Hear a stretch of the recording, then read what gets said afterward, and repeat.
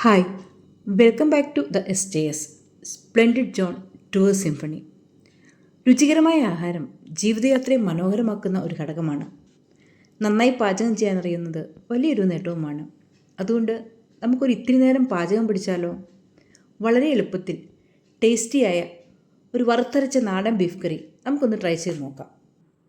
അതിന് ആവശ്യമായ സാധനങ്ങൾ: കഴുകി വൃത്തിയാക്കിയ ബീഫ് 1/2 കിലോ, സവാള ചെറുതായി എരിഞ്ഞത് ഇടത്തരം 3 എണ്ണം, പച്ചമുളക് നടുവേ പിളർന്നത് 2 എണ്ണം, തക്കാളി ചെറുതായി എരിഞ്ഞത് അരമുറി, ഇഞ്ചി വെളുത്തുള്ളി ചതച്ചത് 2 ടീസ്പൂൺ, 2 ടീസ്പൂൺ മുളക് പൊടി, 2 ടീസ്പൂൺ മല്ലിപ്പൊടി, 4 ടീസ്പൂൺ മീറ്റ് മസാല, 1/4 ടീസ്പൂൺ മഞ്ഞൾപ്പൊടി, ഇവ മൂപ്പിച്ചെടുത്തത്, തേങ്ങ തൊലി കളഞ്ഞ് നീളത്തിലരിഞ്ഞത് 3 ടേബിൾ സ്പൂൺ, കറിവേപ്പില 2 തണ്ട്, ഉപ്പ് ആവശ്യത്തിന്.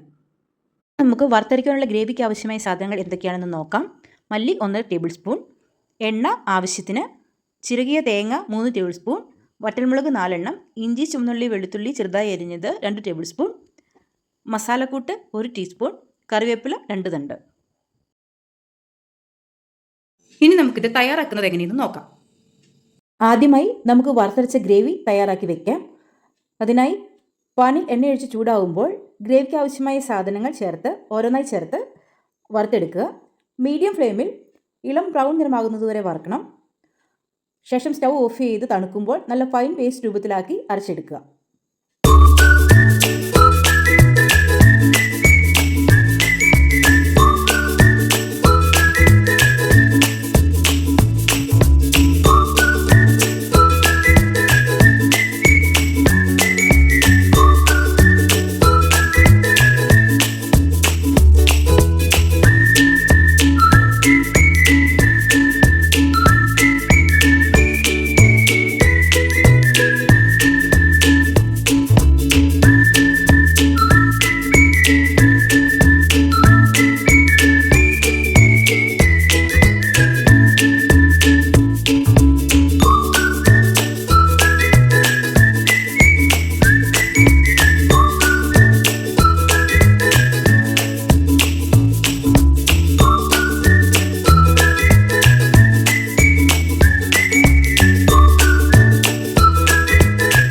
നമ്മുടെ ബീഫ് ഇവിടെ കുക്കായിട്ടുണ്ട്.